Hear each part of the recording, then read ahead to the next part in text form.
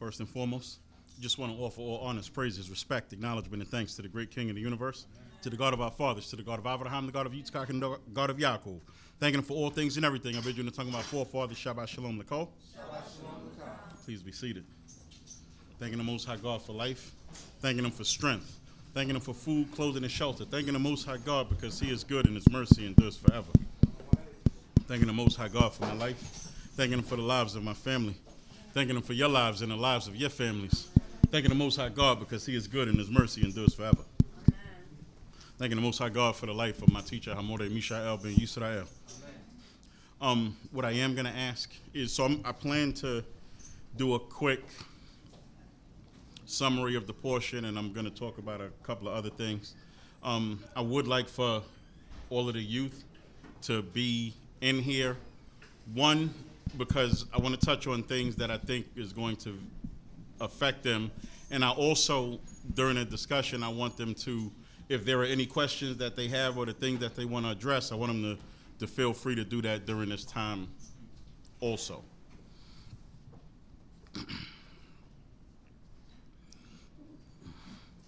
So the portion that I'm gonna summarize today is gonna be the portion of Terumah. And anybody know what Terumah means? Raised up portion. That's actually a good based on the root. It's actually a good assessment. The word Terumah actually means gift, something similar to, like you said, something that you raise up, offer up to the Most High. But the word Terumah means gift. And the interesting thing about the word Terumah is the gift that's associated with the word Terumah is actually inclusive of anything that would be offered unto the Most High. It's the things that they're going to talk about right now, but also the burnt offerings and the heave offerings and all those different things. Those are actually Terumah also. So all of those are actually Terumah, are in the category of Terumah. It's just that in the context here, Terumah is slightly different. And that part is important, which we'll get into. So if you could just start in 25 and go up to read till verse 9. We're in the book of Exodus, chapter 25, verse 1. Hallelujah. Hallelujah. And Yahweh spoke unto Moshe, saying, Speak unto the children of Israel, that they take for me an offering. Of every man whose heart maketh him willing, he shall take my offering. So now just hold on right there. So that's the word where you see where it's translated as whose heart makes him willing. That's the word that Maury Arania was just talking about. And like it was indicated, is from the word nadav, which is to volunteer. And so what this is saying is every individual, not just man, every individual whose heart is willing to do whatever it is that they're willing to do, this is the time and this is the space in which you perform that. And so just keep on reading so we could look at what these things about Terumah entails. Come on. And this is the offering which he shall take of them: gold and silver and brass and blue and purple and scarlet and fine linen and goat's hair and ram skin dyed red and takash and acacia wood, oil for the light, spices for the anointing oil, and for the sweet incense, onyx stones and stones to be set for the ephod and for the breastplate. And let them make me a sanctuary, that I may dwell among them, according to all that I show thee, the pattern of the tabernacle and the pattern of all the furniture thereof, even so shall ye make it. Now, the reason that I wanted him to emphasize on that is because this Terumah is very different than tithe. This Terumah is very different than offerings. Tithe is required. Tithe is required to go, one, to the Levites for their service, and then a tithe of the tithe, or a tenth of the tithe, goes to the priest. That's required. The offerings, being the first fruits and all of those different offerings, those offerings are also required in its proper context and in its proper space. But this particular terumah that God is talking about, when you're talking about other things, when you're talking about money, when you're talking about gold, when you're talking about silver, when you're talking about materials, those things are not required. Those are to be bought by the person who, like it's touched on earlier, whose heart makes them willing to do it. And the reason that it's important to differentiate between the two is because oftentimes we make people feel like you have to give tithe. You have to give tithe, but tithe isn't required here. So when you start to talk about the donations and obligations that some congregations speak about, your terumah is what goes to pay the light bill. Your terumah is what goes to do the different things that need to be done around the house of God, as you can see, as articulated right here with the silver and the brass and all of those different things that's going to be used in order to build the tabernacle. And differentiating between the two, because a lot of times, oftentimes, people make you feel bad and tell you you have to bring 10% of your check here. No, you don't. Because that's not what's required. Now, the fact that God has blessed you with whatever he's blessed you with, we should want to be willing. We should want to give. We should want to have that willing heart to do the things for the upkeep of the place of God. We should want to do that. But our desire not to do it is not a crime against God. It's just indicative. It's an indictment of who you are as a person. There's a difference between the two.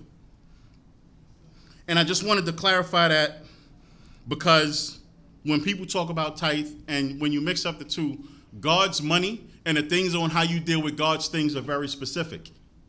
And it's important that we keep them in the manner in which God prescribed them, because when you start telling people they have to give you their tithe, and you're not a priest, and you're not a Levite, and you're requiring money, and all of those different things, you are teaching God's people wrong.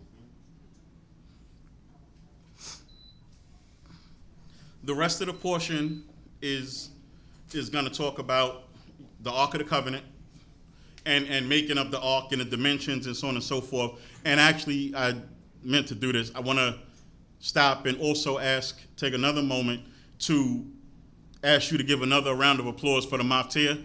His first time. Excellent job. Excellent job. And when I saw him last week, I actually meant to ask him last week, but then his father wasn't around, but I wanted to speak to his father first. So he actually got his portion somewhere in the middle of this week. And he came and he performed admirably. So thank you very much for that.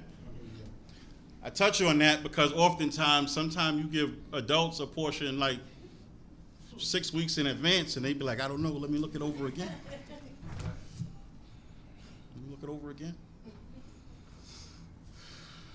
But it just shows that God is blessing our youth, and I'm thankful to the Most High God for that.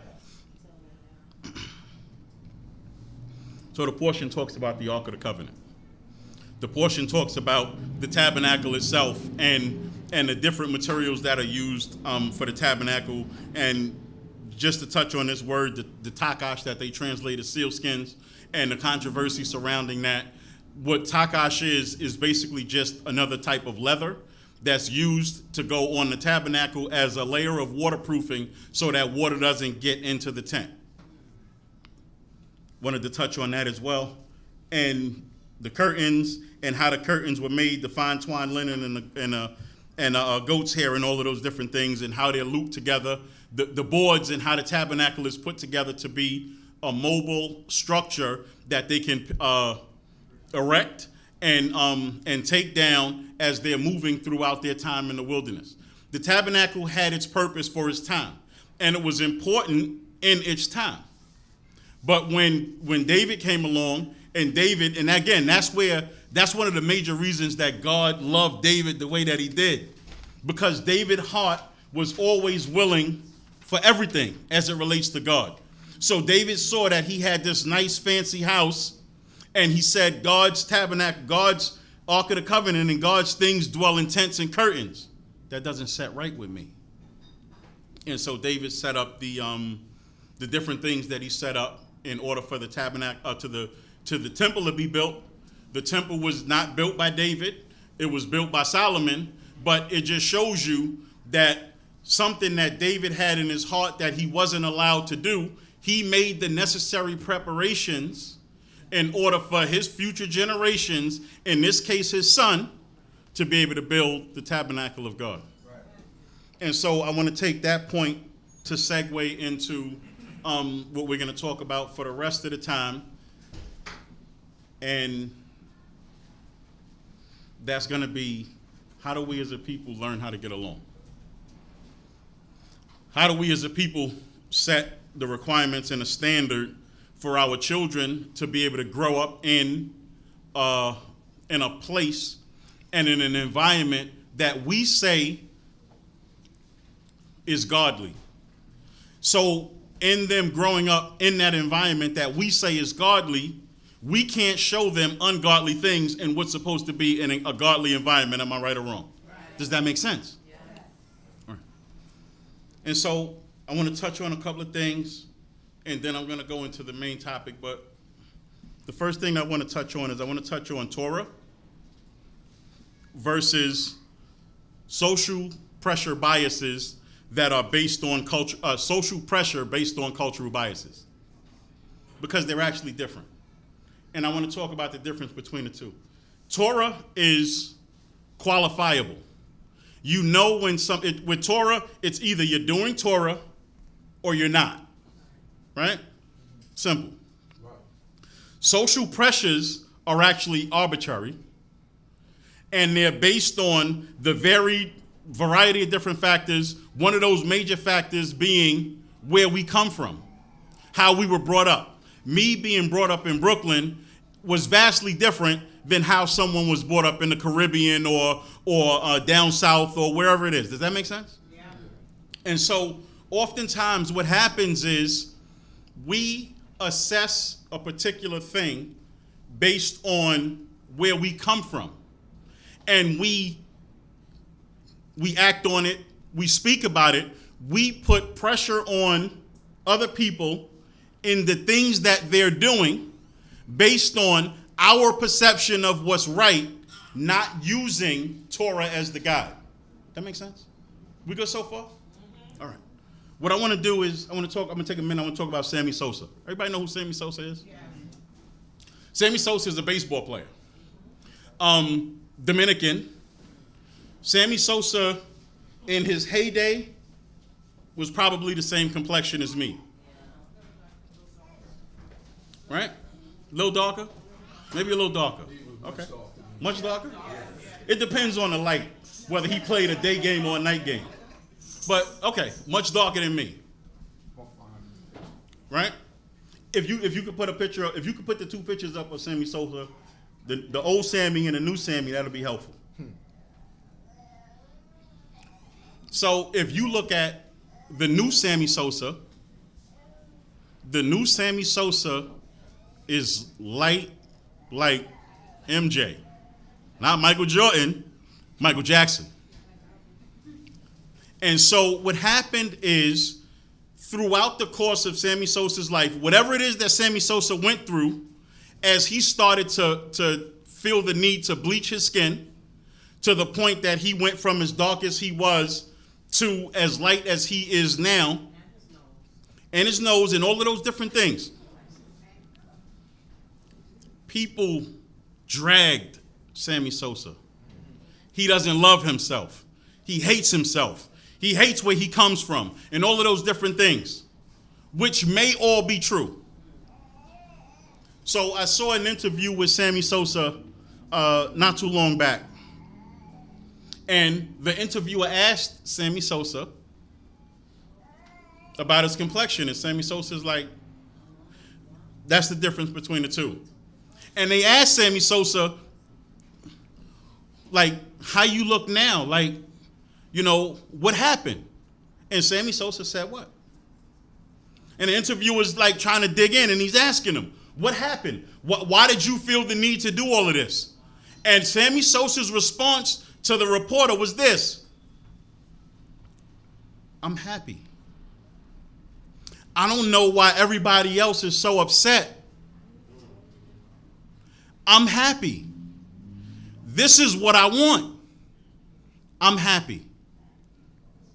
And I say that to say that's the difference between Torah and social pressure. We look at him, we drag him based on our perception of what we think his life needs. He knows what he wants for his life. And I say that to say is we do it all the time. We do it with each other. We make each other feel bad based on how we think somebody should act, not based on how God requires for them to act. And I'm telling you, that's sin on us. Because we drive people away based on what we think they should be doing, when what we should be doing is just minding our business because they happy. When it came to the transatlantic slave trade, what they did was boats, Portuguese boats, stopped in, where did they start? They stopped in Brazil. They stopped in various different places. Then when the Spanish came, they stopped in a variety of different places. So in all of those different stops, even the first boat that came to America, they went from Bermuda, dropped slaves in Bermuda, went to Jamestown, Virginia, and then went back to Bermuda. And the reason that I'm going into all of that is because based on the different places that we were dropped, we all picked up cultural biases because that's who we became based on where we were dropped. And so what happens is somebody who's from the islands or Grenada or whatever it is vastly different from somebody who's from the United States. And we need to learn to stop dividing ourselves because we're all the same people. We need to stop dividing ourselves based on where we were dropped. And that doesn't just come, that comes based on a lot of different things. A lot of different factors. No. I'm good. Torah for that. I appreciate it. But what I'm saying, what I want to gather from this is, for us to be able to all get along, we need to learn to stop being so judgmental about other people, their process, how they were brought up, where they came from. We need to learn to love each other for who we are. Because the only dividing factor is Torah, and Torah is going to separate right from wrong. Everything else is ancillary. None of the rest of it matters. Everything else becomes our own opinion on how things should be handled, on how things should be done, what people should do, what people shouldn't do. Can you go to and there's actually a psychological term for that. If you could go to Proverbs when you get a chance, please. There's a psychological term for that, and it's called adjustment disorder stress response syndrome. And if you actually look at it, you look at the definition, look it up when you get a chance. What it speaks to is the stress that a particular individual is subject to based on now having to adjust from what they're used to conform to somebody else's understanding or a representation on how they should be. Does that make sense? Okay. So with that, as we're talking about cultural biases and social biases and all of those different things, social pressures, can you read Proverbs 18:22? Proverbs chapter 18, verse 22. Whoso findeth a wife findeth a great good, and obtaineth favor of Jehovah. Right.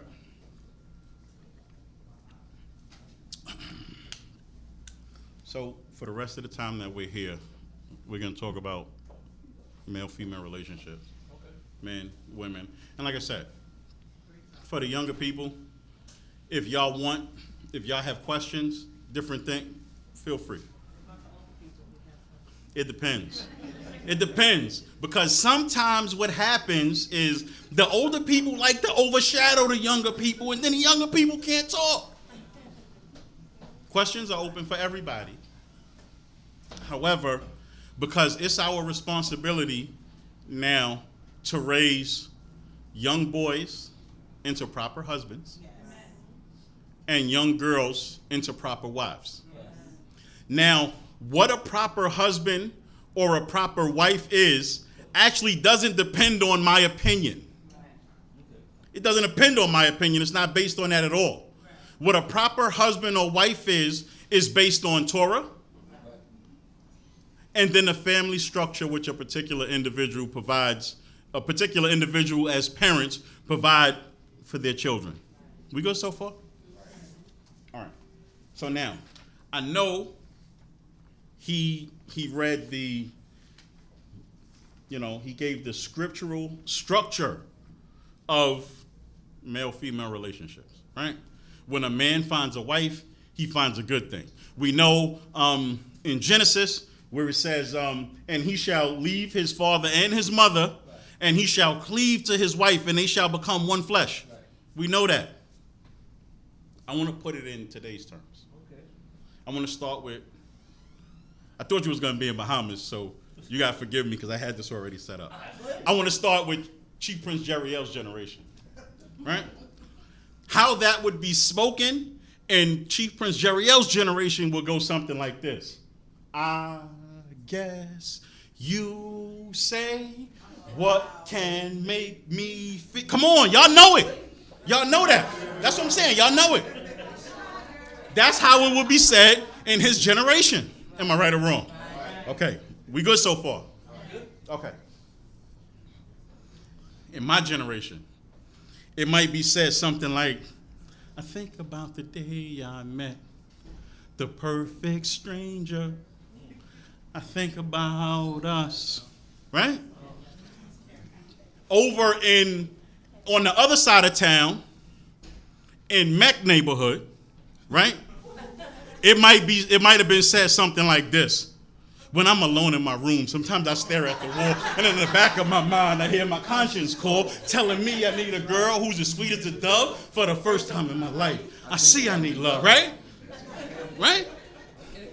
Different cultural differences, concept being the same.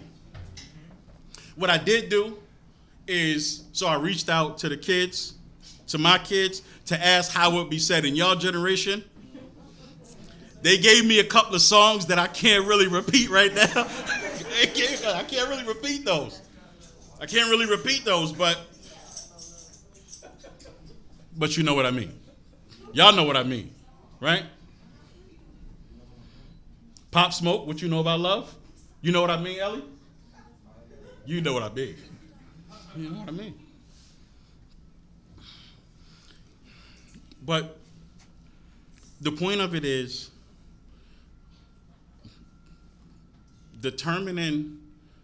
selecting a wife, selecting a husband is not something that you can't manufacture rules related to that.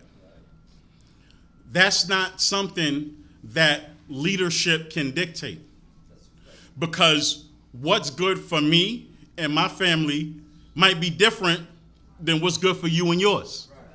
So when you talk about Torah, God gave the list of who you can and can't marry. He didn't tell you how to do it. He didn't tell you when to do it. He didn't give time frames on anything. He just told you who you can and you can't.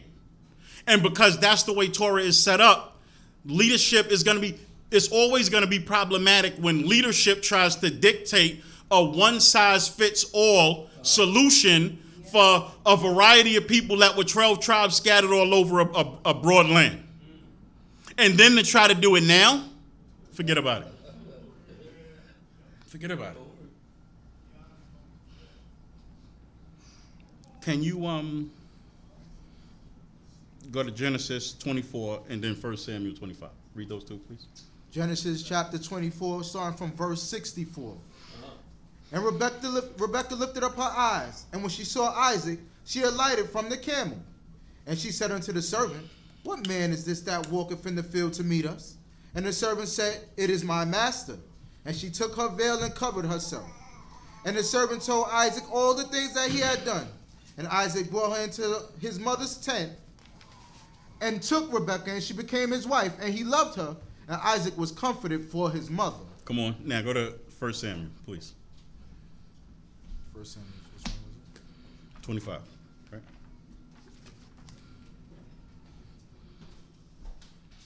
First Samuel chapter 25, verse 39.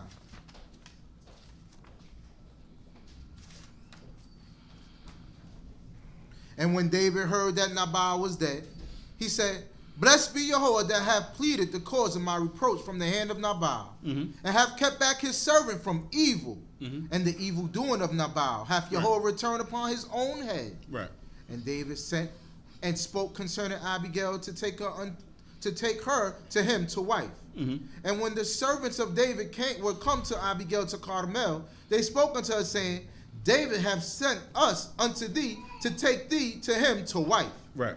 And she arose and bowed down with her face to the earth and said, Behold, thy handmaid is a servant to wash the feet of the servants of my Lord. And Abigail hastened and arose and rode upon an ass with 5 damsels of hers that followed her. And she went after the messengers of David and became his wife. Right. So, 2 different scriptures, one before Torah, one after. Man, woman, they chose a spouse, they chose a mate, however they chose. With Isaac, it was Abraham set the groundwork for it. She came, she saw Isaac meditating. I presume she thought he was cute. He probably thought she was cute. We can speculate about wedding rings. We can speculate about whether or not he put a ring on it. We can speculate about all of those different things. We can speculate about a ceremony. The fact is that's what happened. Right? Same thing with David. David had already interacted with Abigail. Obviously, he thought she was cute. She obviously thought he was cute. Her husband died. That's what they did. That's adults. To try to dictate, you're going to find nothing in Scripture that dictates how people should get together. That's a family matter. So now, when you start to look into Torah, and I know Maury Arania touched upon some of the laws related to it last week, when you start to talk about younger people, what happens is you have 2 parents, a father and a mother, that get together, and actually you see that with Rebekah, right? You have a father and a mother who get together and they make the determination on what is best for their family. So now, I want to say this. It's perfectly okay to see a girl and like her. It's perfectly okay to see a boy and like him. That's what we want.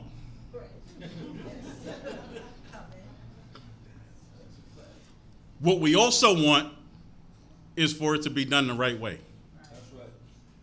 Because that girl, they have parents that have changed their diapers.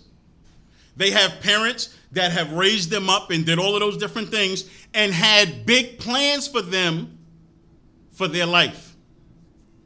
And when you swoop in and you take away their plans by your subtle talk, like Maury Arania talked about last week, when you sweep in and you take away their plans by your subtle talk, that causes what? Problems. Causes problems. So what I want us to take away from this is it's okay to like a boy. It's okay to like a girl. It's perfectly okay.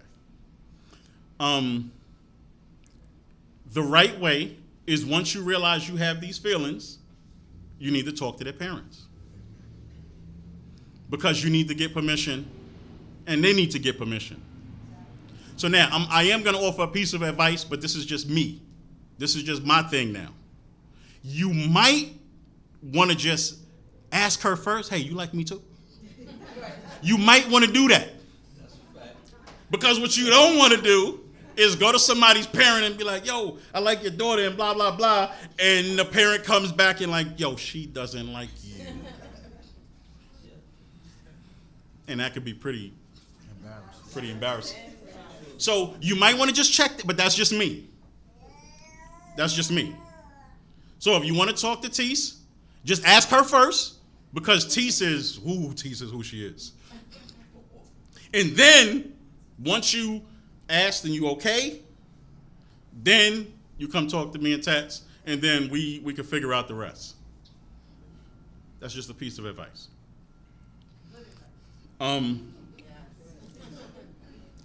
But then y'all figure it out. Young men, young women, they get together, y'all get married. And the good thing about male-female relationships is before you get married, everyone, you have an equal part and an equal say. That's the time that what you want to do is you want to take the time out to make sure that this is a person that you feel like you can spend the rest of your life with. That's the time when you ask questions and you go to find out the types of things that their parents taught them, the types of ways that they were raised, and all of those different things. That's the time that you take to find that out. Because what I'm going to tell you is, everybody is cute until nobody is working and you hungry. You get real not so cute then. When you coming home from working 20-hour days and the house isn't clean, and that's male or female. I want to be clear. You come home, male or female, come home from working 20-hour days and the house isn't clean and it's all different types of problems and babies are crying. I'm just telling you, that's the people who start to look not so cute then. Yes, ma'am.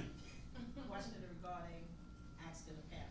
Yes. Is there an age limit to that, or is that just for a virgin, or even if it's an older person that have their parents still around? My response to that is,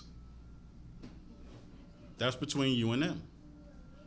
If a parent is around, I'm going to say you should always ask a parent. I'm going to stand on that regardless. You should always ask a parent. Because that's what cultural is. And even though their parent may not understand cultural, they'll understand it better when you act cultural. That makes sense? Okay. So now, y'all together, and what happens is,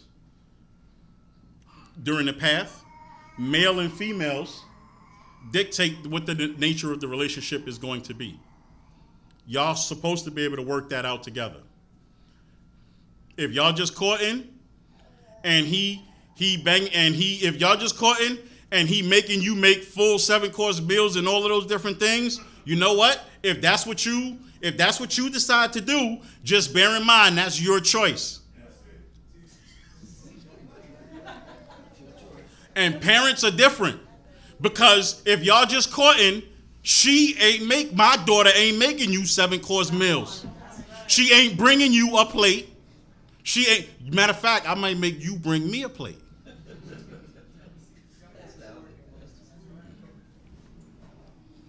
But that depends on parents.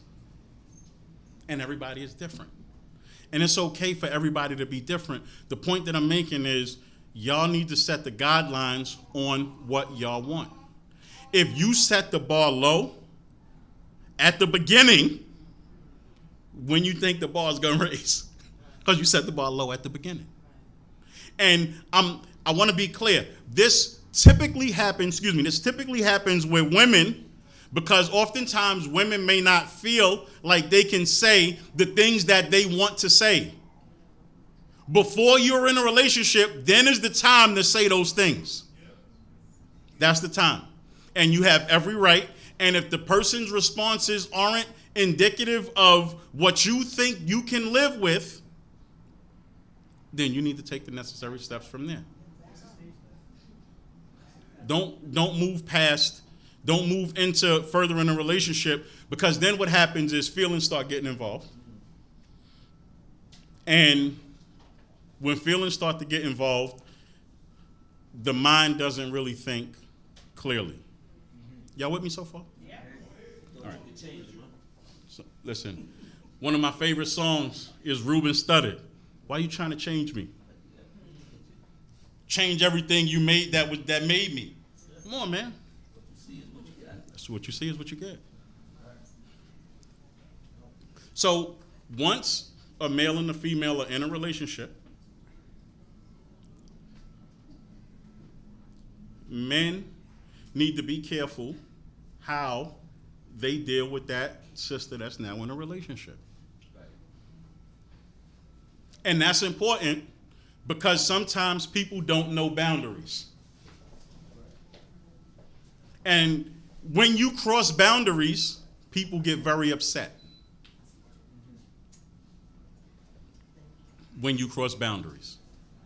So I'm going to tell you. And I also understand that different people have different dynamics. So I'm just going to give a couple of standards which I think are a standard. And then you take it from there. Y'all take it wherever you want. If you know that this sister is married, there should be no reason, zero reason for you to be giving her a full frontal hug. There should be zero reason. You see, I got the shots for that. Even the you see that? Boom, boom, boom. That's what I'm saying. That's how you know it's official. That's how you know it's official. There should be no reason. Because she might not understand. You know, the Me Too movement is actually real. Because what happened is for so long, we often talk about oppression of black people and so on and so forth. But women in America have actually been oppressed for a long time as well. And so what happens is when, sometimes women are put in environments that are predominantly male, and women don't really know how to respond sometimes, and they feel self-conscious about speaking out because it's just not something that they're familiar with or used to. And so sometimes a sister might not say everything that she's feeling when she's feeling uncomfortable. So we all need to be considerate of the times when she could potentially be feeling uncomfortable. That makes sense? We good so far? Okay. All right. So with that being said,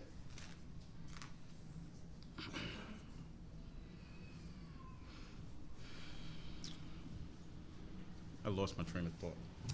Can you go to, I'm sure it'll come back. Can you read? Oh, no, I remember now. With that being said, and us considering the level of women's comfort, no woman, 50, no woman, 12, should have to feel like this, should not feel subject to them sitting in a place and men are looking at them like they're a piece of meat. Nobody should feel that way. Nobody should be made to feel that way. And oftentimes what happens is because our oppressors did not respect women as they should, we have learned not to respect women as we should. And so when you start to talk about those things and women wasn't this and women had no say and all of those different things, a woman should be seen and not heard. That's in New Testament. That's not in Old Testament. That's not in Scripture.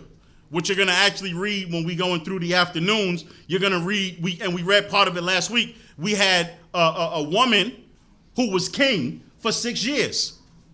Israelite women weren't oppressed. That's not something that we did. We read where Solomon had a throne for his mother. Women weren't oppressed. We picked that up from wherever we picked that up.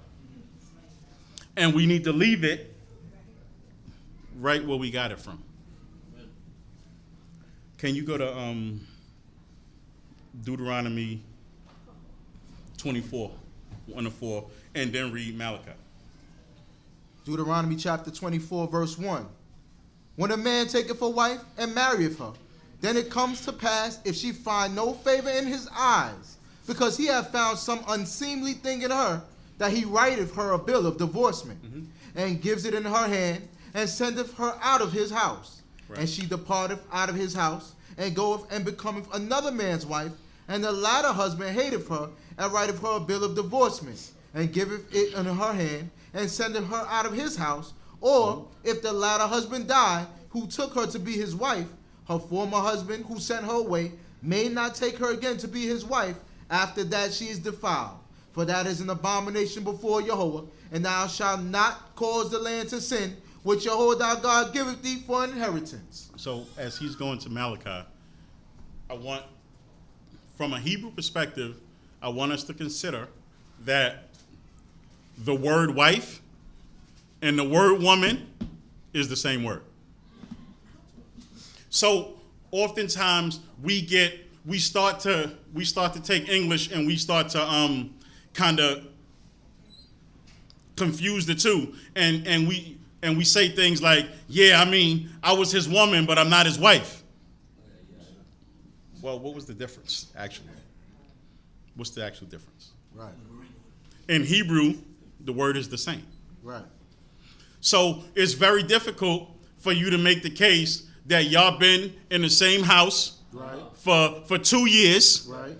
and she been making you 7-course meals for 2 years, and now y'all not married no more all of a sudden because somebody else is cute, and now because he didn't do some other thing, now y'all weren't married in the first place? Right.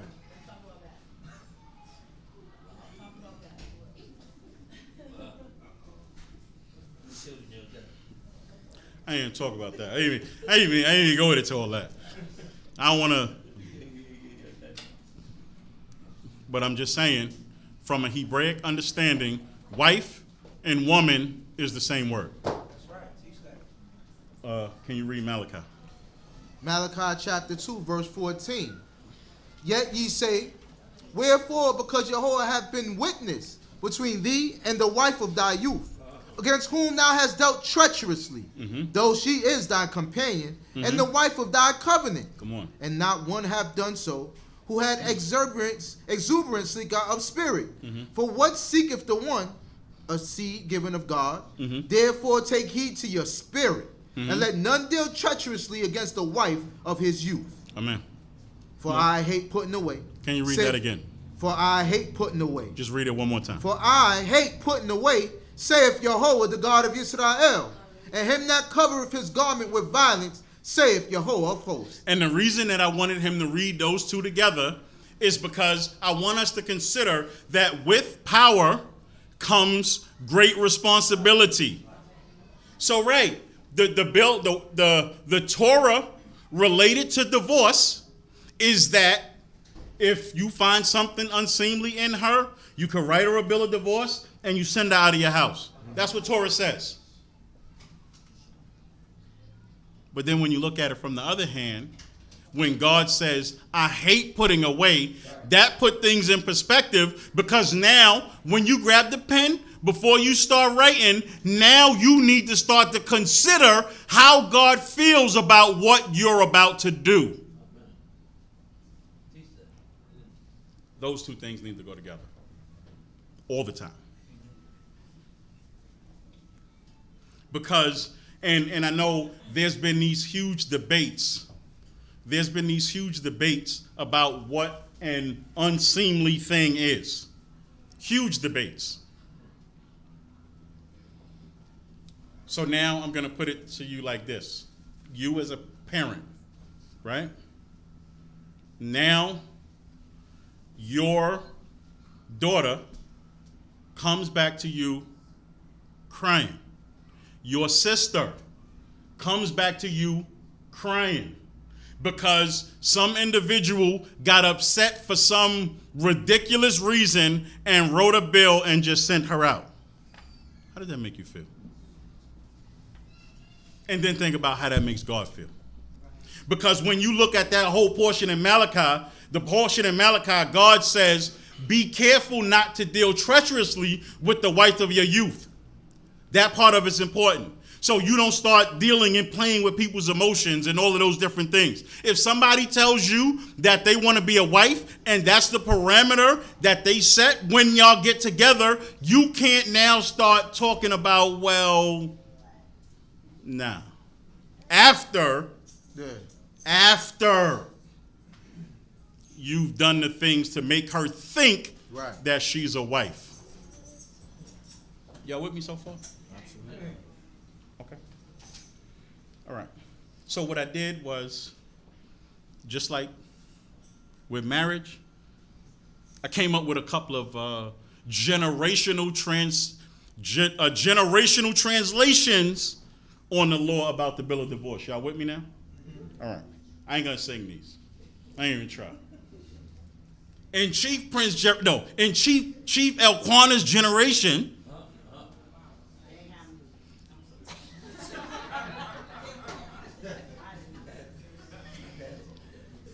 in Chief Prince Jerry's generation, James Brown made this song. Said, please. He said, please for 3 whole lines. He said, please for 3 whole lines. Don't go. And then in the 4th line, he said, I love you so. Please.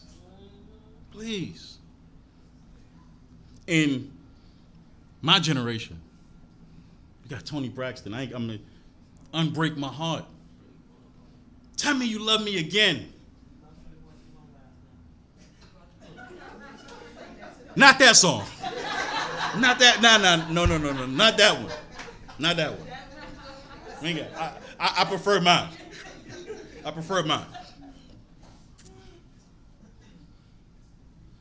Bring back the hurt that you caused when you walked out the door and walked out of my life.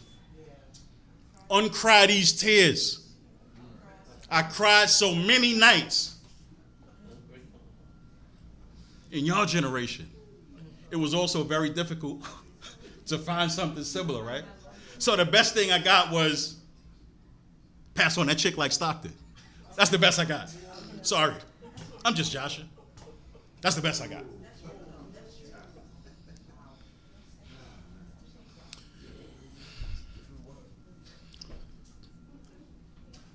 Harold Melvin, and I wish Teese was here because I know she'll correct me if I'm wrong. Harold Melvin made a song that was 12 minutes long called I Miss You. All that. I miss you. 12 minutes. It wasn't that many words except I miss you. And then he made a part 2.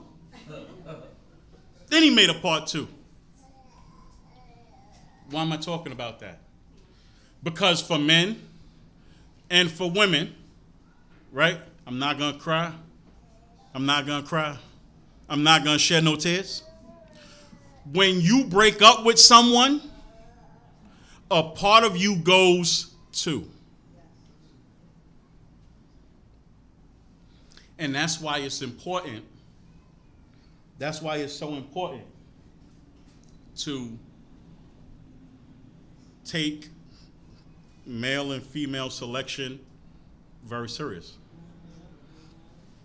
Because the alternative can be devastating, especially when years are involved, and even worse, when children are involved.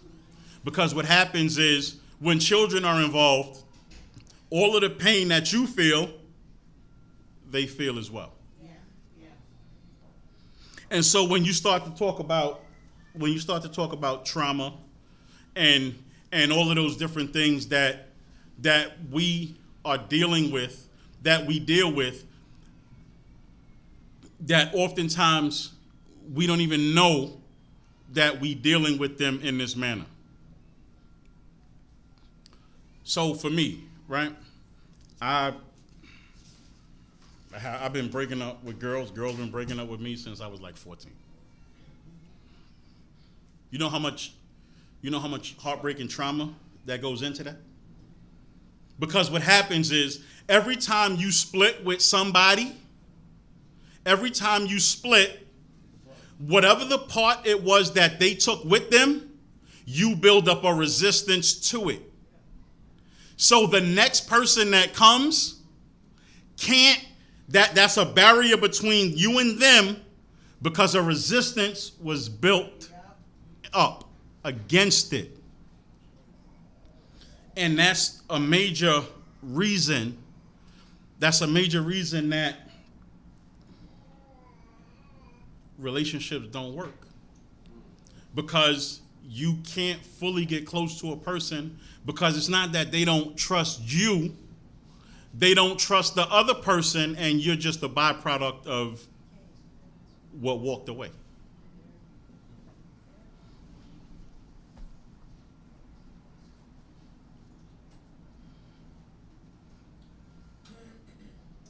And I just wanted to touch on those things because I felt that it was important to speak about that, because we as a people are now raising young men and young women. And I think the unfortunate part is because of the things that we've gone through, we're transferring to our children our hurt, which doesn't allow them to be able to make a proper selection on a mate because we're transferring our hurt. And so then we build these walls. What happens now is, so I'm gonna touch on polygamy just for a minute, right? Polygamy is a bad word, not because it's a bad word, but because the way people handle polygamy caused adverse feelings. So now what happens is you have, and again, I'm going to say polygamy, how people get together, and all of those different things, those are family issues. Right.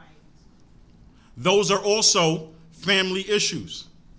And your best friend, that's your girlfriend, and your best friend, that's your boyfriend, when they start to speak about your family issues from their perspective, which is not included in your household, that causes damage all on its own.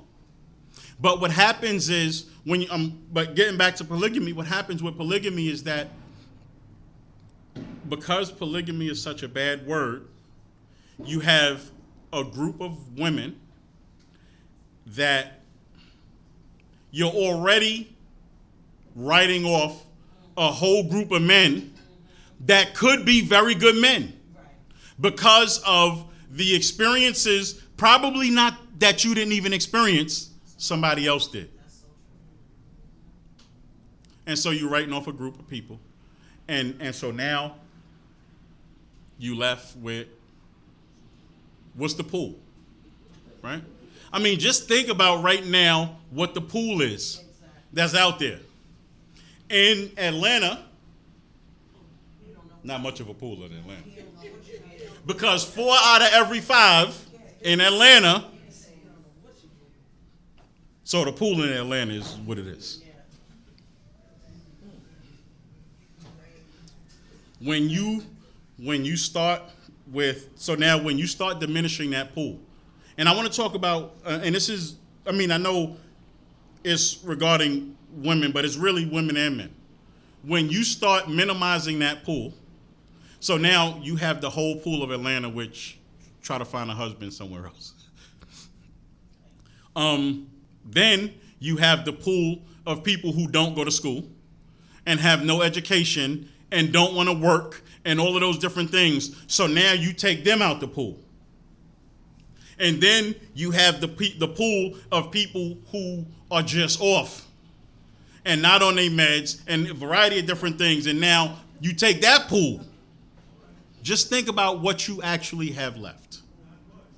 Usually what you have left are the people who you see in places like this. And some of them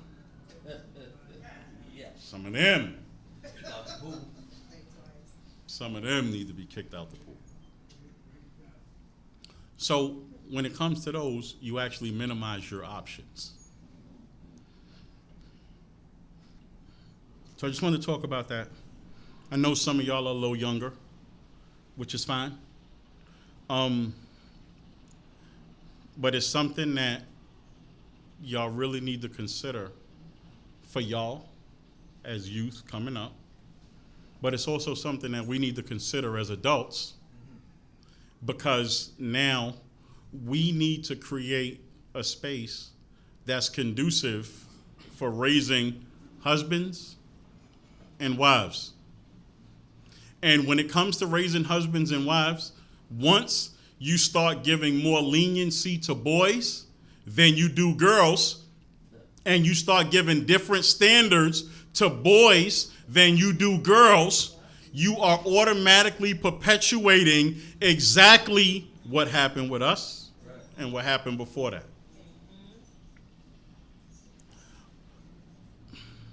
Just wanted y'all to take some time to talk about that, think about that. Y'all good? Y'all good? Y'all good? All honors, praises, respect, acknowledgement, and thanks I offer unto the great King of the universe, to the God of our fathers, to the God of Abraham, Yitzchak, and Yaakov, thanking him for all things and everything. I bid you in the tongue of our forefathers. Shabbat Shalom, Lakota. Shabbat Shalom.